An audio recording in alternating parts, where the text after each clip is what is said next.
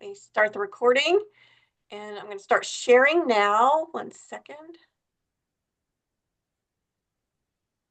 And let me make this big.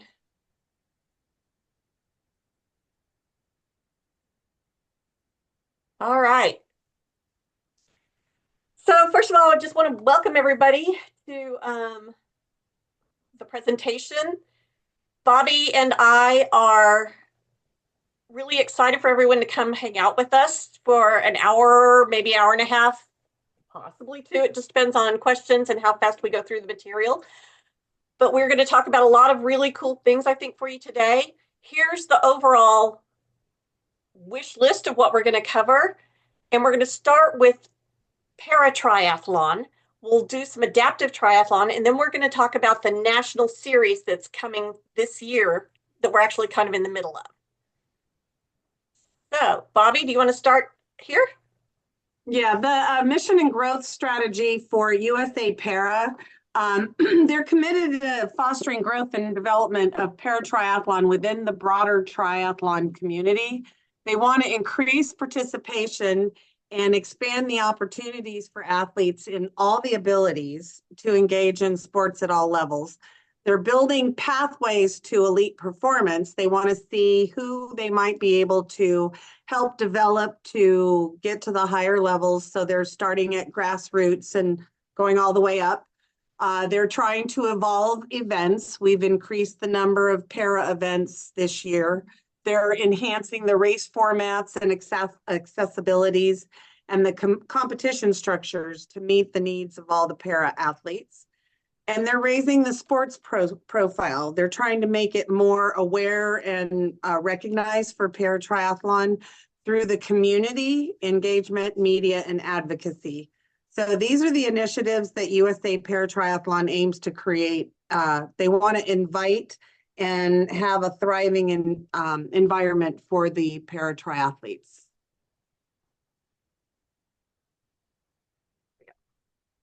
So there's different classes, and World Triathlon uses an evidence-based classification system. And so there's actually a medical doctor who is specially trained that is going to help classify the athletes. So don't worry, you're not going to tell somebody if they're a VI1 or a VI2. That is not your job. Thank goodness we don't want to do that. We're going to let somebody else do that. And there's 9 different sport classes that the folks could be put into. The first one that we get into is PTWC. So there's 2 of those classes. There's 1 and 2. PTWC 1 are the athletes with the most severe impairments. They require a recumbent hand cycle for the bike segment and a racing wheelchair for the run segment. As we go through these, you'll see our USA Elite team that has been just named in the photos. That's who we are preparing for the Olympics right now. A PTWC2 is an athlete with a little bit less severe impairment, but they also use a recumbent hand cycle for the bike and a racing wheelchair for the run segment. PTS2 are athletes with severe impairments. They can use approved prostheses and other supported devices during the bike and run segments. And look at that impressive team right there, but you'll see there's different types of prosthetics for them. So PTS3 is athletes with significant impairments who may use approved prosthesis or other supportive devices during the bike and run segments. PTS4, they have moderate impairments, and again, they use approved prosthesis and other supportive devices in both the bike and the run. PTS5 have mild impairments, and they may use the approved prosthesis or other supportive devices, again, during the bike and run segments. And there's 2 of our greats right there. PTVI, there are 3 categories for them. PTVI1 have total blindness, ranging from no light perception in either eye to minimal light perception. A guide is required throughout the race. A tandem bicycle must be used for the bike segment.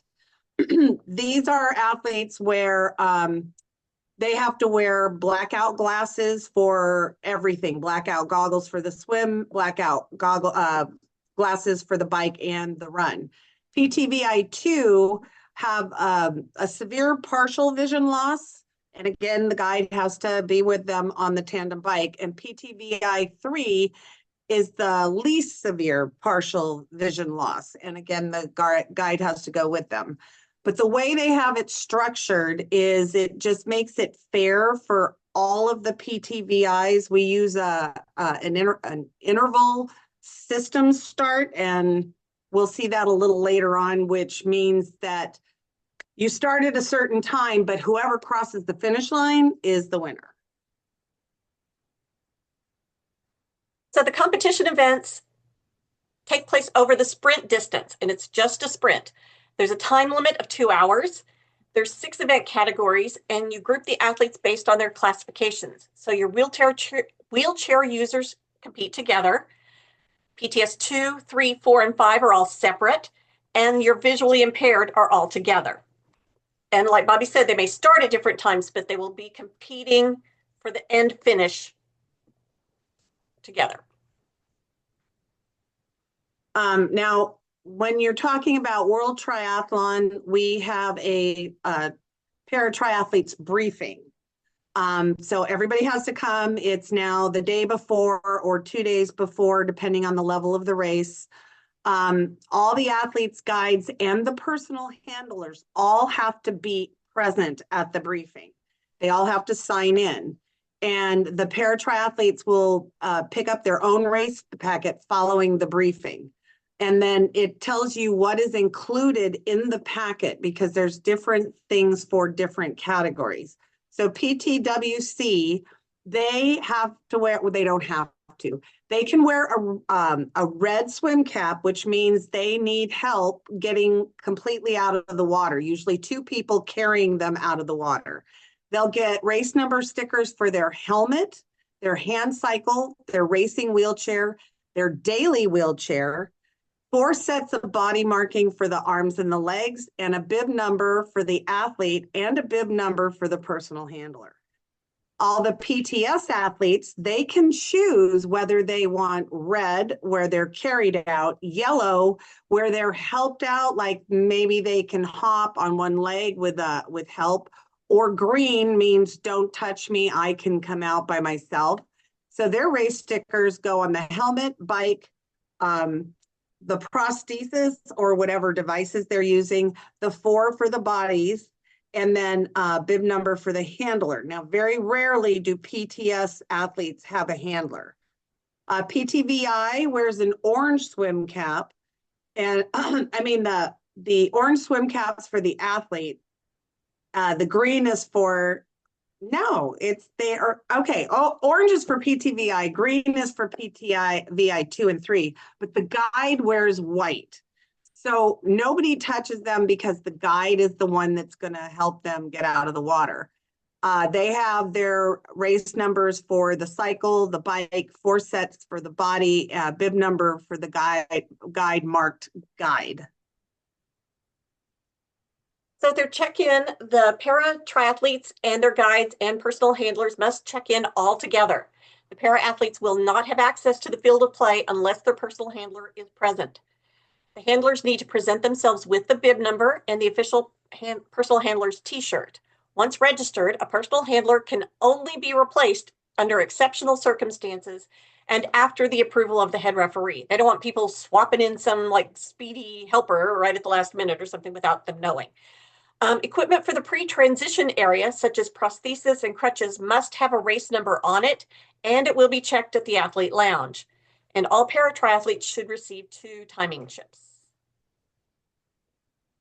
The para triathletes' personal handlers, they have to secure qualified personal handlers by the para triathlete. The personal handlers are allotted as follows. PTS, they can have 1. And again, I haven't seen that for years. PTWC can have 1, or they don't have to have any. I've seen a PTWC that doesn't use a handler, and PTVI only has their guide. The personal handlers have specific things that they can do for the para triathletes. They can help them with the prosthesis devices and other assisted devices. They can lift the triathletes in and out of the hand cycles and wheelchairs. They can remove the wetsuit or clothing. They can rack their bicycles in transition. They can help repair bicycles, and they can help para triathletes with other equipment at the transition area and at the wheel station. PTVI guides can help to repair the bicycle at any point along the bike course. The personal handlers are subject to the multi-sport competition rules and any additional restrictions that are deemed appropriate or necessary by the head referee. Any action taken by a personal handler that propels the para triathlete forward may result in a disqualification. One personal handler can assist a maximum of one athlete. All personal handlers shall be located within 2 meters of their athlete's transition spot during the competition. Permission from a technical official is required to move outside of this zone. So the handlers will ask the TO, can I move to the wheel station? And the TO will say yes. So they can do that. The other thing Bobby, was, can you go back one? Okay, I'll try. Can you go back No, one it's not going to let me do that. I'm sorry. Hold on. I don't what know. do you need, Mike? You need to put it on. Can you put it in the questions in the chat, Mike? I'm sorry. Let me. Hold on.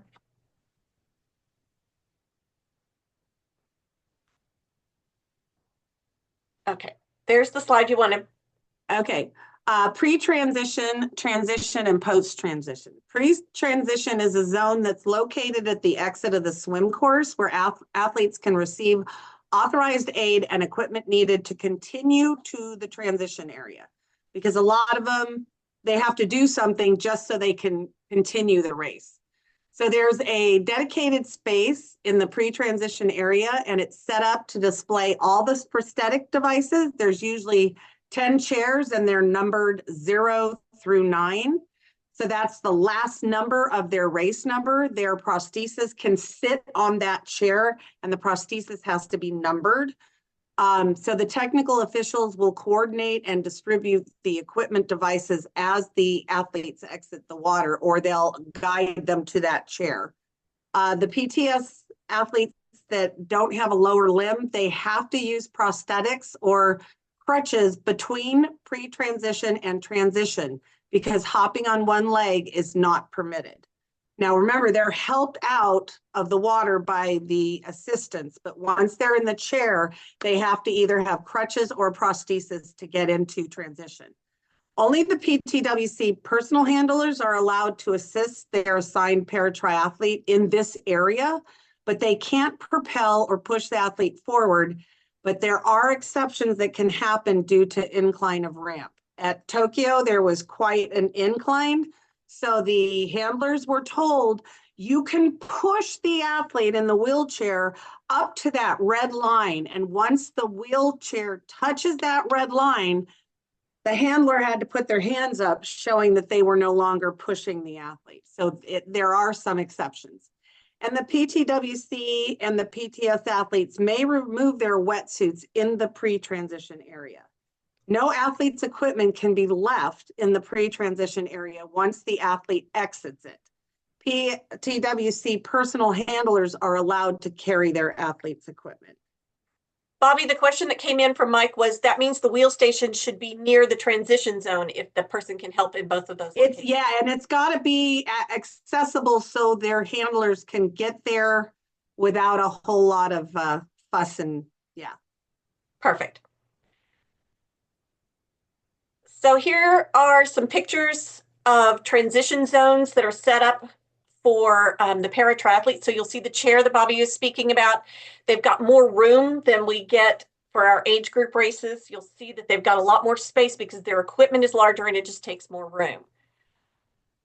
The transition and post-transition situation, PTVI positions in the transition area must be the closest to the mount line, followed by the rest of the sport classes, PTS 5, 4, 3, 2, and then the wheelchairs. A post-transition area before the mount line should be provided for the athletes who don't wish to hop a long distance in transition to drop off a prosthetic leg.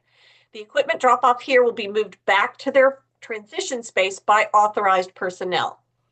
Mobility equipment does not go into the athlete's equipment bin, but must remain within their assigned transition space.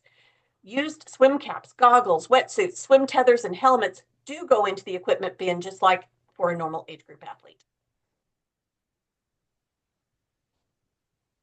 Para-triathlon swim and swim exit. Categories will be presented during the para-triathlete's presentation at competition start in the following order, but not always. PTVI 1, 2, 3, then 5, 4, 3, 2, WC1, and WC2.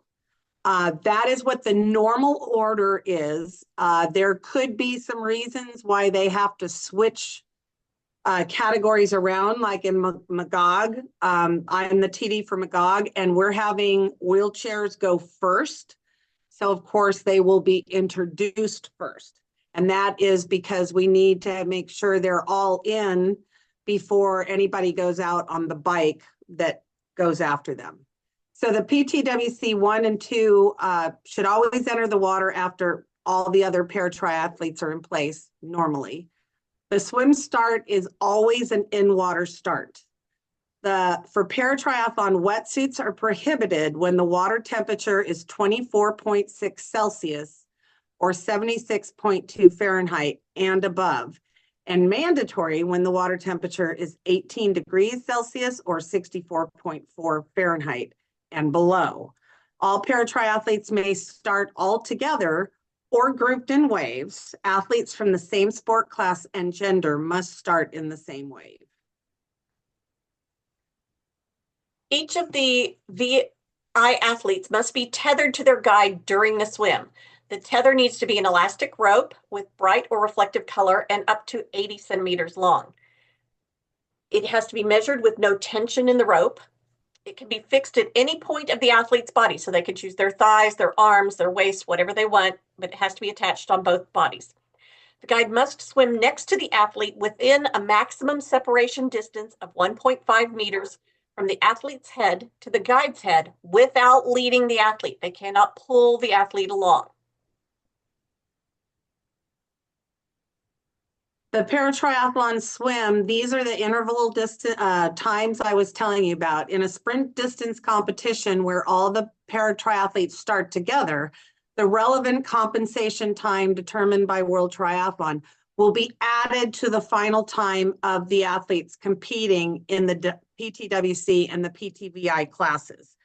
Again, I have not seen these categories go all together in a World Triathlon race.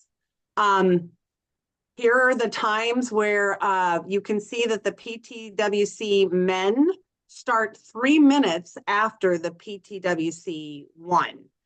And for women, they start 3 minutes and 38 seconds after PTWC 1. Then the PTVI, the 2 and 3 for men start 2 minutes and 51 seconds after the 1. And for women, it's 3 minutes and 21 seconds after PTVI 1. So timing is absolutely critical. If you are a head ref and you have to do the timing, it has to be on the second of what this is. So if it's turned to a duathlon, you can see the duathlon values there as well. And so they'll use those. Athletes in different classes may compete together in separate waves by using staggered wave start times in an interval start system. And that's what I'm talking about, is you start them later instead of adding time to their final. If an interval start system is used in a sprint, it should incorporate the relative compensation times that Bobby was just talking about, so that the PTWC and PTVI athletes reach the finish line in the correct order of finish. You should always refer to your World Triathlon competition rules for examples of the interval start system. For the swim exit, race management should provide swim exit assistants who will be responsible for assisting the para-triathletes from the swim exit to the pre-transition area. And during the swim exit, para-triathletes will receive assistance from the swim exit assistants according to their swim cap color.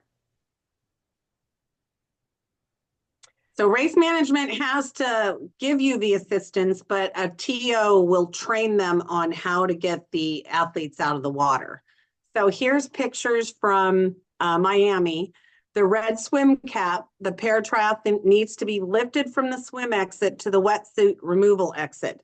The only thing that was wrong is the man with the red and white cap should not be lifting the athlete's legs. He was part of the clash team. He was not somebody that was trained. So you don't normally have three people. You only have two people carrying them. But the way they're carrying them is correct. It's just you don't touch their feet. The yellow swim cap, a paratriathlete needs to be supported to walk or run from the swim exit to the wetsuit removal area. Green, orange, or white swim caps, they don't need any assistance, and the white ones are used by guides, and we don't touch the guides. So you'll see here, I've got a paratriathlete in a yellow cap, and her guide is in the white cap. They've got the rope between them. So the guide is going to assist her. She did not need help from swim exit handlers.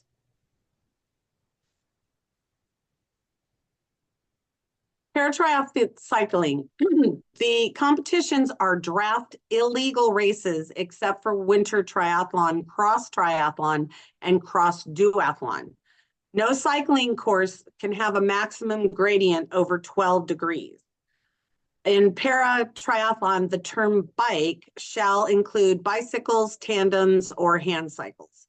All bikes have to be propelled by human force. Arms or legs can be used to propel the bike, but not both. Bikes must have two independent braking systems. Bicycles and tandems must have an independent brake on each wheel. Both brakes on the hand cycle must act on the front wheel, and the disc brakes are allowed. Paratriathletes with one upper limb impairment may use a splitter in the biking system and is not considered as a bike adaptation. Artificial hand grips and prosthetics can be fixed to the bike or to the athlete's body, but not both simultaneously. Paratriathletes with a lower limb above the knee amputation or limb deficiency not wearing a prosthesis may use a support or a socket for the thigh, which is not considered an adaptation requiring approval. Bike adaptations must be specifically approved for the athlete by World Triathlon. So there is a list that people have requested from World Triathlon, and every time you're at a World Triathlon para race, you have to make sure you have that list and see if their bike is the same bike that's on that adaptation list. For the wheelchair athletes, the athlete must have the feet positioned in front of the knees during the cycling segment. Adjustments to hand cycle may not be made during the competition. The width of the hand cycle double wheels may vary between 55 centimeters minimum and a 70 centimeter maximum, measured at the center of each tire where the tires touch the ground. They are allowed to use disc wheels. A hand cycle shall not measure more than 250 centimeters in length or 75 centimeters in width. We'll show you pictures of that here in a minute. The largest chain ring shall have a guard securely fitted to protect the para-triathlete. Non-functional aerodynamic devices are not permitted for competition.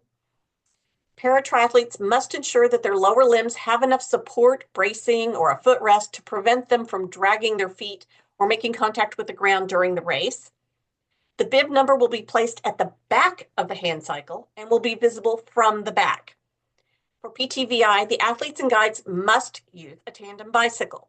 Both riders shall face forward. I can't imagine one of them wanting to ride backwards. In the traditional cycling position, and the rear wheel shall be driven by both cyclists through a system comprising pedals and chains. The maximum sizes for that are 2.7 meters long and 0.5 meters wide. Here are lovely pictures that Bobby and I measured out in Miami. So over, I don't know if you can see my pointer, but on the left here is the tandem cycle, and the long one coming down is for the hand cycles. And so you'll see both of their wheelchairs and hand cycles are within the box, and then the tandem bike also fitting clearly within the box there for those athletes. For PTWC athletes, the helmet must be fastened before getting onto the hand cycle, and it must remain fastened until the finish of the race. PTWC athletes must stop completely at the mount line exiting transition and at the dismount line on entering transition. Once stopped, the technical official will say go, and the athlete can continue the competition. That's like our mount and dismount line. So they have to stop completely. The TO says go in both directions. If the front wheel stops touching the line or beyond the line, a time penalty will be applied. A hand cycle shall be an arm-powered, three-wheeled vehicle. The single wheel may be of a different diameter to the double wheels. The front wheel shall be steerable and driven through a system comprising of hand grips and a chain. It shall be propelled by the hands, arms, and upper body only. And Bobby will tell you that Joe Landon will never forget that they stopped at the dismount line because it confused him the first time at Miami. But once you see it in practice and watch them come up to the line, and they know to stop more than I think new officials do, you won't forget it once you experience it. The paratriathlete must have clear vision. As such, the horizontal of the paratriathlete's eye line must be above the center of the crank housing or crankset when he or she is sitting with his or her hands on the handlebars, facing forward at full extent, the tip of his or her shoulder blades in contact with the backrest, they can't cheat that, and his or her head in contact with the headrest when applicable. So you can see in this picture, we could see his eyes over the crank, and that was one of the things that we were looking for to make sure his head was back, his shoulders were in place, and that we could see his eyes over there. All hand cycles must have a mirror affixed either to the athlete's helmet or at some point on the front of the bike to ensure that the rear view vision is possible for them. And his mirror is right above his face there. For PTWC running, no run course shall have a maximum gradient of over 5%. Paratriathletes have to wear the approved bike helmet, as does all age group at all times while seated in the chair. Propulsion by any other method except the paratriathlete pushing on the wheels or push rims will result in a disqualification. It's forbidden to draft off of a motorbike by 15 meters or a vehicle 35 meters during the running segment. Penalty for violation is a warn and amend. If not corrected, they get a drafting blue card time penalty. For PTS 2 through 5, the athletes with a lower limb deficiency are permitted to use a prosthesis on that limb only to ensure that both legs are balanced and to allow for symmetrical movement during competition. The effective need or use of prosthesis, orthosis, or other special adaptive equipment has to be approved during that classification evaluation. Again, that's not something we have to decide. A medical person will decide that. The use of running blades is only allowed as long as they are mounted onto a prosthesis. Athletes will wear a bib number or 4 sets of body decals, or decals, as they like to say, World Triathlon, which will be visible from the front. And this was the setup for the bike and the run shoes for an athlete in Miami that was in the PTS 2 to 5 category. PTVI running, you aren't allowed a guide dog. Guides are not allowed to pull, push, or propel the athlete in order to gain unfair advantage. Athlete and guide shall not be more than a half of a meter apart during the run. Contact between the guide and PTVI athlete is allowed for safety reasons in a free leading zone. All PTVI 1 athletes must wear blackout eyewear throughout the entire competition. Each PTVI 1 athlete must be tethered to his or her guide during the running segment. The tether shall be made from non-elastic material and not store energy or offer a performance gain to the athlete. The PTVI athlete may use an elbow lead during the running segment. A guide may assist the athlete who has tripped or fallen to regain his or her footing and or orientation, as long as such assistance doesn't provide an advantage to the athlete towards their running direction.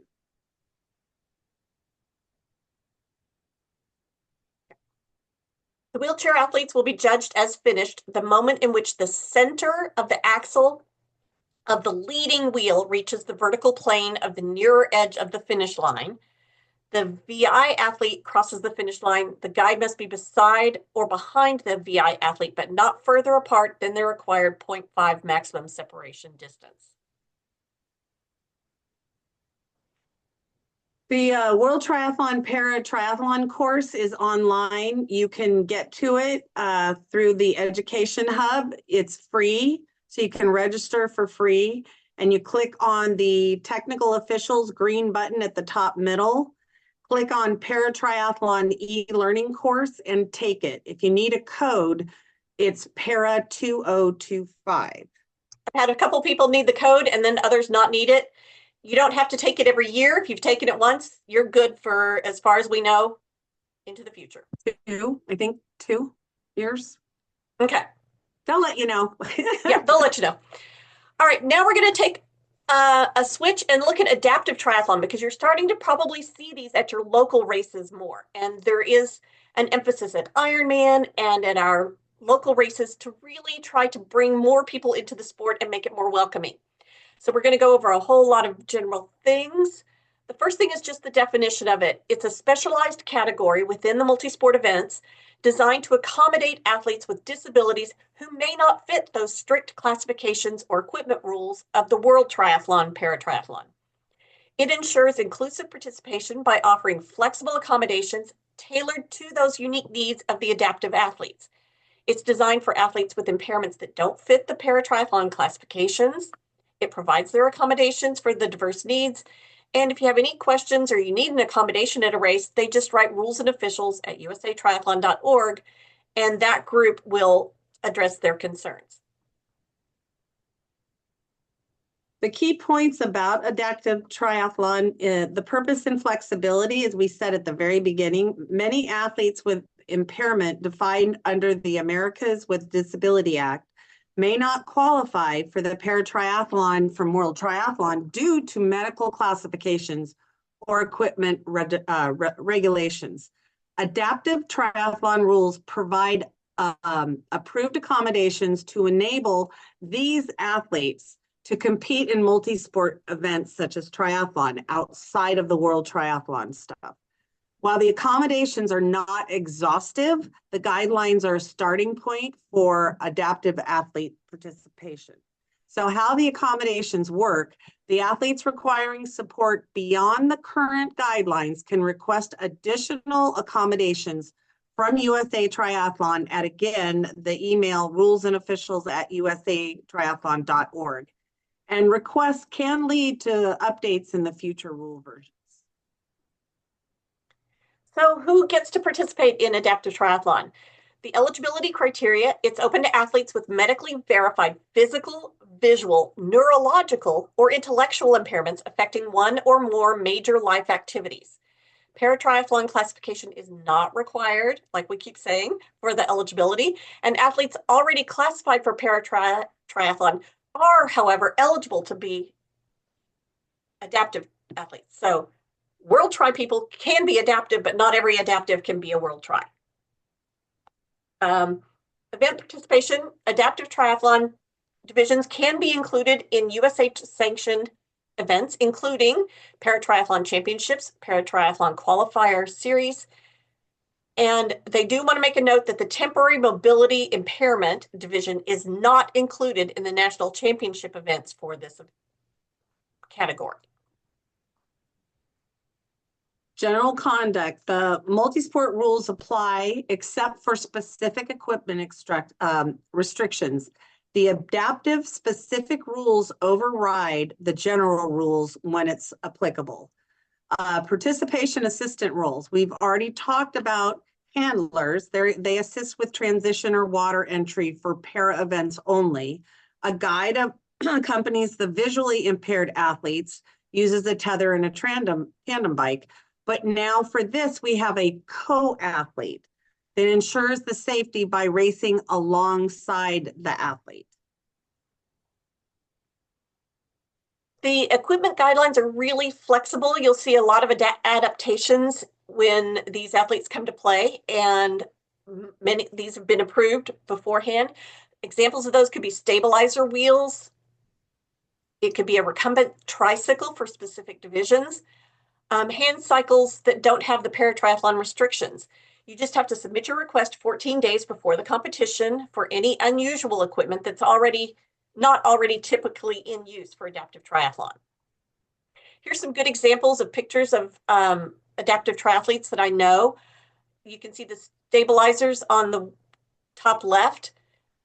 Chris Nikic, I can never say his name correctly. He rides kind of a tri-bike, but he's got the most unusual handlebars set up because that's how he can balance. He has Down syndrome.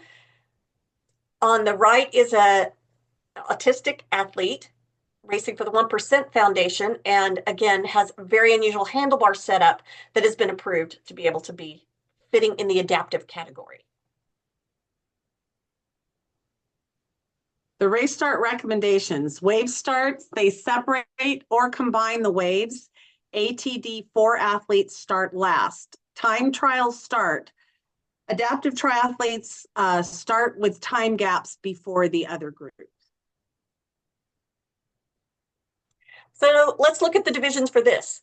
Division 1, ATD1, is a physical or visual impairment. Equipment use is not restricted by the paratriathlon rules, and subcategories can include ambulatory, wheelchair, or visually impaired. Division 2, ATD2, is intellectual impairments, Down syndrome, autism. There is a mandatory pre-race clinic and briefings for pace assistance, age group ranges and determinations. Recommended race distances for this category: 200-meter swim, 10K bike, 2K run. Transitions, the co-athletes are racked side by side. Co-athletes must be able to maintain appropriate pace throughout the race, swim beside the ATD2 athlete without a tether, cycling beside or behind the ATD athlete, or together on a tandem bicycle if the ATD2 athlete is also visually impaired, and running beside or directly behind the ATD2 athletes. And just a note on the cycling beside or behind, you will be, if you have an adaptive athlete at your race, you want to make sure that you know the athlete and the guide, because at a couple of our races recently, officials have tried to give a drafting penalty to the co-athlete who was trying to be there supporting the autistic athlete. So we don't ever want that to happen. You want to make sure that you recognize them in transition if they're not marked with something that says co-athlete or guide, and often they are not lately. Here's a good example. Caleb races a lot at the multi-sport events, so if you come to Omaha or Milwaukee, you'll see him and his mother, and she's always racing. She stays behind him all the time. On the other two frames is the Baki family. They race a lot of Ironmans together, and so one family member swims with the athlete, then the dad rides with the athlete, and then mom runs with the athlete again. So they've got a relay worked out, but they mix up who the co-athlete is. Division 3, they have conditions like TBI, post-traumatic stress disorder, chronic diseases, and they need minimal assistance. The 4 co-athletes push or pull the athletes through the course, and they start in their own wave. And the ATTMI, temporary mobility impairment, is for athletes with temporary injuries requiring accommodations, but they're not eligible for rankings or awards. So the next thing we're going to go over is our new National Qualifier Series that the USA Triathlon has come up with, and it is a cool new series. It's the premier national level racing circuit for your up and coming para triathletes in the United States. And the aim of the series is to provide increased domestic competitive opportunities for the nation's emerging para triathletes. We want them to have their time to shine. The Para Triathlon National Qualifier Race Series provides the para triathletes and the ATD1 athletes opportunities to race sprint distance races following USAT and World Triathlon Para Triathlon competition rules. These races also offer a chance to qualify for the 2025 and 2026 USAT Para Triathlon National Championships with a slightly more generous time standards than at the other USAT sanctioned races. Here's the sport classifications. We have the PTWC 1 and 2, PTS 2, 3, 4, 5, PTVI 1 and 2 and 3, and then ATD 1. Here's the race schedule. So Clash Miami has already happened, and that's where Bobby and I got to grab a few pictures and meet some of our current para triathletes. St. Anthony's is going on this weekend. Lago Mar is in Texas. Then we've got Leon's, Treasure Valley, Got the Nerve, Pleasant Valley, and then it'll end up with Long Beach Legacy in July. So the initiative for 2025, all races prior to nationals will be focused on educating the athletes, coaches, and other officials as to the proper rules. It's not expected that there will be penalties at these development races. Many athletes are racing for their first time. We want to help them to understand the rules. If they use equipment that's not standard or approved, we're going to allow them to use it at the race, but explain to them the process for approval or exemptions moving forward so they're not disqualified at nationals. Our goal is to grow this part of our sport. So your demeanor with them is everything. You need to treat everyone with respect. So we recommend some tools and equipment, and this will be a little bit different than some of the things you might already have in your toolbox. You want a copy of the Para Triathlon rules. You want a folding metric stick or a metric tape measure. You need to have down the dimensions of the hand cycle. You can draw this on the ground in chalk or tape it off like we did. The dimensions of the racing wheelchair. And so that's a height that you will check on that. And the dimensions of the tandem. And like I said, the one on the left is the tandem, and the long one coming towards us is for the hand cycle and racing wheelchair dimensions.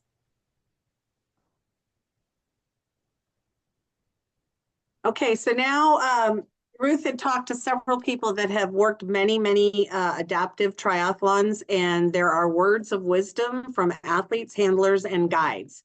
Remember that blind doesn't look the same for all athletes. Some might use a cane, some might not see at all. Don't make assumptions. Familiarize yourself with the ATD2 athletes racing with a co-athlete, which Ruth already said you don't want to give them a drafting call when they're doing their job. See if they can have a vest or a bib to identify them, their role to others. The athletes prefer to be called para triathletes, not paras or adaptive athletes, and definitely not disabled. If you aren't sure, ask for their preference. ATD4 handlers might be capable of swimming much faster than other athletes, even pulling the kayak. If they raise an issue, confer with the race director to see if the adjustment needs to be made for safety. Some athletes will be happy to discuss their classification and or situation, but if they aren't, don't push. Some ATD4 athletes truly hate that their assistants are called handlers. To them, it feels like they are a dog being handled. This is a World Triathlon name for the assistant, so we can't change it. But if they express that they don't like that term, ask them what they would like you to use that day. Like, just be considerate. A para triathlete guide and coach reminds us that the para triathletes are human and many are racing for the very first time. They want the same experiences, grace, and accountability that the other athletes may get. Never, ever, ever touch a wheelie's chair, prosthetic gear, or equipment. If they need assistance, ask them first before you move in to touch their things. Do not pet a service animal unless you've been given permission. Don't deny the service animal access to an area. A service animal may accompany an athlete into T1 for setup. Now, they can't come in for the race, but for setup and for getting their equipment afterwards, you can. You do not need to ask for their paperwork on the dog. Once the transition closes, that's when the animal should be relegated to a secure area. If possible, be on site the day before and early in the morning if you can't be there before. You need to look at the transition setup, traffic flow, sharp turns, the turn radius for wheelies. This was an issue in Miami on the run course, the turnaround.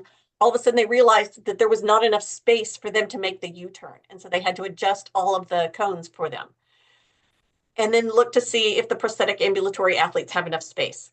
You might have to discuss some things with race management and make course adjustments. And these can be made on the fly. So be ready for that. The swim entrance can be daunting. Some para races require the athletes to jump 3 to 4 feet down into water. The handler might need an extra hand to help lower them. As a TO, you can help anybody, so you can help if they ask you to help. Be on the watch for cold water shock. A challenged body doesn't handle cold water or sudden changes in temperature. Check the swim entry and the exit to ensure that the exit is not slippery. Be a stickler for the no hopping rule. Athletes are not permitted to do this. They need to get assistance, use crutches or their prosthesis. Be encouraging and cheer for them. Be uplifting as much as you can during the start and stop penalties. Some para athletes have diminished hearing, so you might have to use a whistle to get their attention, and it can be very helpful. You must go through a pre-race equipment check to look for mirrors, chain reed shroud, the brakes that work, straps to keep the feet and legs from dangling on the hand cycles especially. And in conclusion, working as a technical official at a para triathlon means that you are working as a team along with the athletes, coaches, race personnel, USA Triathlon, and anyone else that is involved with this triathlon. This is the first step for some adaptive triathletes, and we want them to feel included and part of the community. And so I will see if I can unmute everybody now. Let me see if it will let me do that. Here, I'll stop sharing.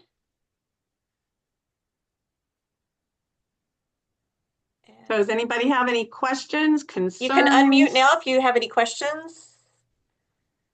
Ruth, Ruth, this is Beverly. Can you repeat the tools, the equipment and tools that you recommended? Sure, I'm going to send this out, but you'll want to write down the measurements you need out of the rule book. And then you want a folding metric stick or a metric measuring tape. Like I just bought 100-foot measuring tape that I put in with my measuring wheel for when I measure the run course, because that way I'll have a measuring tape that's long enough to figure out 70 centimeters or 2 point, whatever. Yeah. But on Amazon, there are some folding meter sticks. And that's what a lot of people, I think Brian Darr, Bobby's got hers right there. So you can get them in Amazon. So it's, it's a metric stick, but it folds and it's very light. So it's easier to travel with. Metric tape measures are not light. They're very, very heavy, but this is very light. So it's good for measuring the dimensions of the bike, but having a metric tape measure is also really, really important, but it's extremely heavy. So it adds weight to your luggage. Mm-hmm. But yeah, these are good. They're in Amazon. Just look for folding metric stick. That's all you have to ask for. Okay. So I've got one of those, but I got one of the measuring tapes as well, because I drive to a lot of the races where I'm at, so I can bring heavier equipment. But yeah, on a plane, it might be different. Yeah, you. Yeah, so then if we're not the head official, because I'm new, right? Right, I know, and I'm so excited you're here today. Yeah, I'm really excited. I'm really learning everything. This is fantastic. So then, if I'm assisting or the second official or whatever you call it, then do I need to buy all these things too, or is this something? No, you don't. You'll know before you end up as a head ref for one of these events. So right now you don't need to have that. You will just have some of the basics. And I'll actually send you a checklist of some good basic things. It'll probably be Monday because I've got a race tomorrow.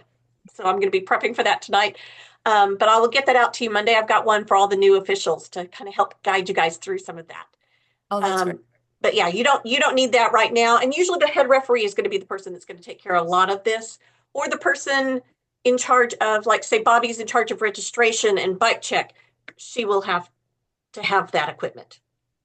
Okay, so we'll know ahead of time that. Oh, yes. Great. Yes. To be prepared. And then, so will you send out the slides? We're going to send the recording out And we may send the slides separately. I just haven't talked to Mark Turner about that for sure, but for sure I'm going to send the recording out. Okay. Yeah, because I'd like to just print them out and then highlight things and circle things Yeah. and whatever. Yeah, and then you mentioned that online, the e-learning course. So this training that we're doing now, is that instead of, or we should do the e-learning thing as well? You should do the Both. e-learning as You well. want to do the World Triathlon one. Yeah, it's much more detailed and it will explain all of the World Triathlon rules and classifications in a little bit more detail. It may feel like a repeat on some of this, but we are going over what we're seeing in the United States. That one focuses on the world level. Okay. So they don't have the adaptive. They don't have the adaptive portion in the World Triathlon class that you take online. Okay, so then the link is at the education.triathlon.org. Is that where we find it? Yes, and I'll send that out to you too. Okay, thank you. Ruth and Bobby, do you have any, since the para races are not drafting is not allowed, do you have any specific advice or guidance to give for looking for drafting in these races? The ones that I've seen are a lot of times the wheelchairs are the ones that get the penalties. But yeah, I mean, you would use it just like you do for age group. It's the same drafting, so you just do it the same. Because you'll have a lot of categories on at the same time. You usually won't have the PTWCs out at the same time as the other categories, but the PTS 2, 3, 4, and 5, they can be drafting off of each other all the time. So right. So the same drafting rules apply in terms of the the distances, the length of time to pass through the zone, et cetera. I just think it's important to mention that because a lot of times you see if it's not an isolated para event, it's in conjunction with a race, say in Miami Clash, which was otherwise draft legal, and then all of a sudden we have a para tri race in, and all of a sudden we have to look for drafting again. That was exactly how it was in Miami, not this year, but the year before even. We had a draft legal race. Then in the middle, we had the para draft illegal, and there was actually a penalty given to a wheelchair athlete who drafted. Right. And then we went back to draft legal. Right. And so our brains were fried that day because one moment you're not looking for drafting and the next moment you are. But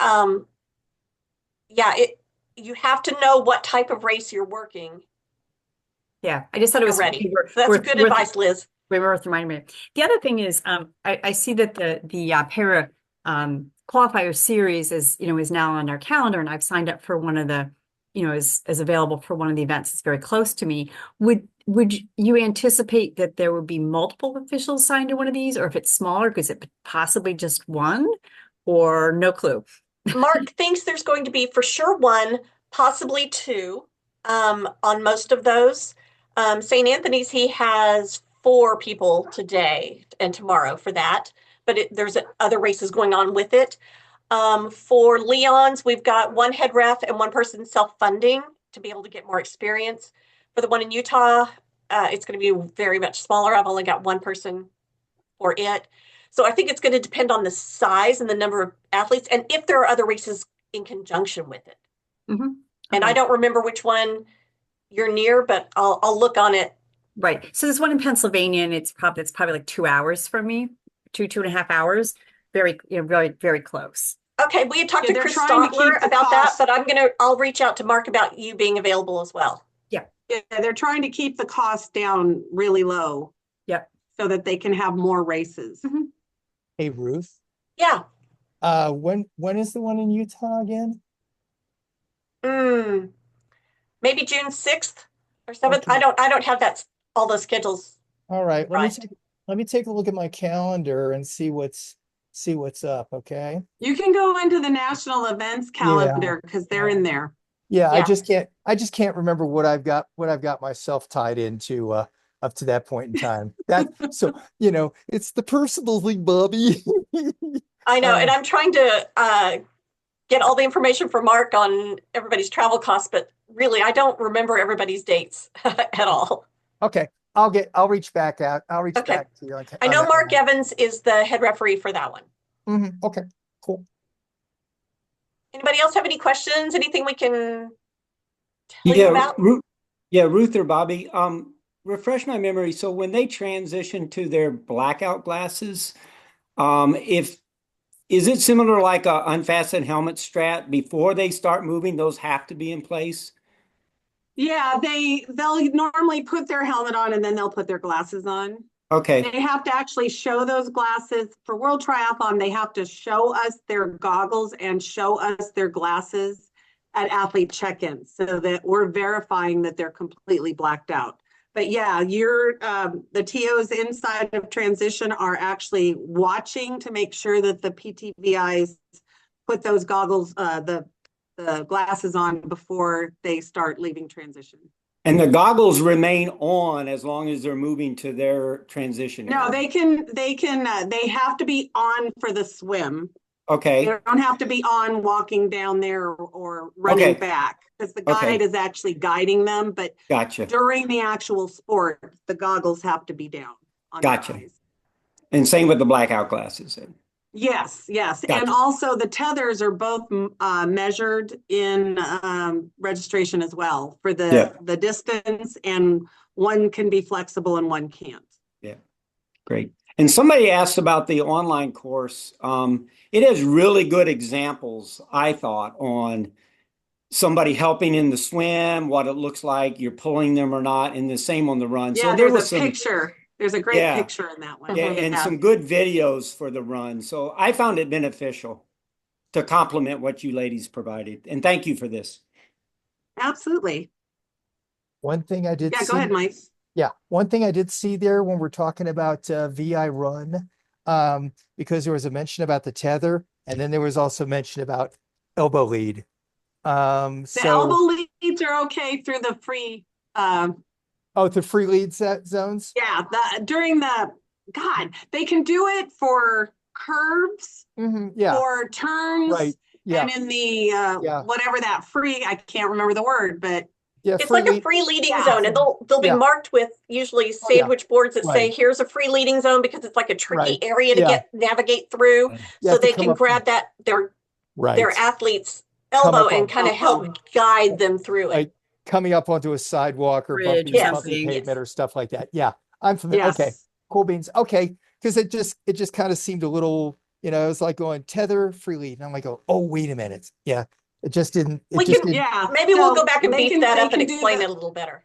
They can do the elbow lead through dangerous areas. And so I've actually had a discussion with some VIs. They don't think it's fair if people use the hand tethers because it's easier to guide somebody with a hand tether. And we said, well, then use a hand tether. You're not told you can't use a hand tether.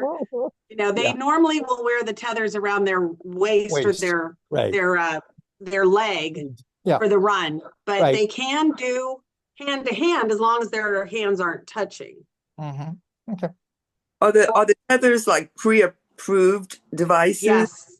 Well, not pre-approved devices. They come into transition and they put the tethers down, and we're looking that the swim one is reflective, like it's a loud color, and that it is elastic, but it can only be a certain length. And then the run tether can't be elastic, and it can only be a certain length. So the reason I'm asking, they're checked in athlete check-in. I'm asking because in swim, some of us we have tethers for like newbies. So I can't, if I happen to have it on me and let's say an athlete shows up and somehow they forgot their tether, I can't say, oh, you can use the one I have, If you give it to them before athlete check-in, yes. But the guy, they can take something from somebody else as long as it's not stopping you from competing. But if you're doing it before they ever check in race morning with registration, whatever they're showing us for registration is what they have to race with. But if they don't have it, yes, you can give it to them before they show up. Okay.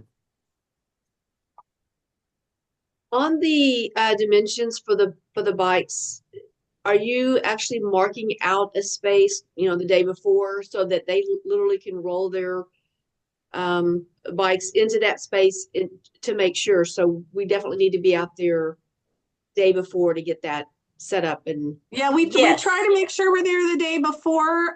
Whenever they're going to have their equipment go into transition, that's when we really need to make sure that we've already marked out the space somewhere where it's nice and flat and easy for them to get to. A lot of World Triathlon races, we do bike check-in the day before, because there's a lot of measuring that has to be done with the PTWC and the PTVI. So we try to do it the day before so that it's not all done race morning. And Sandy's going to be head referee for the one in Texas, and so that's why she's checking to make sure she knows what she needs. Yes, it's coming soon. So I want to make sure that I'm ready and prepared. And in all these different things that we've gone over, I will take this online course before the race. But I like to have things printed with me in case I need a quick reference. Is this in all the new yeah, the dimensions are in your rules, and so you'll print those out.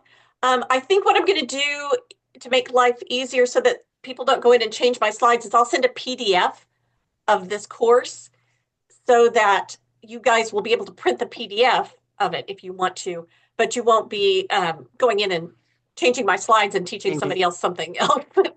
we did that. Bobby and I didn't approve. Okay, yeah, just need a reference. I just like to have it handy in case I will get that sent out. It will probably again be Monday, if you guys will understand. This weekend is our big memorial race for the bombing, and so it's a big event here in Oklahoma City, and so we'll be doing that. Anybody else have any other questions? We thank you so much for attending today, and like I said, I'll send out the recording once it comes to me from Zoom, and I'll send out the PDFs and everything else on Monday. Yun, I'll send you everything else. You'll have our emails. So if you have any questions, don't hesitate reaching out, asking questions. It's not a big deal. Bobby and I are happy to help. Bobby knows way more than me. Not. Thank you, guys. Thank you very much. Thank you. Thank you both. Thank you. Bye, guys.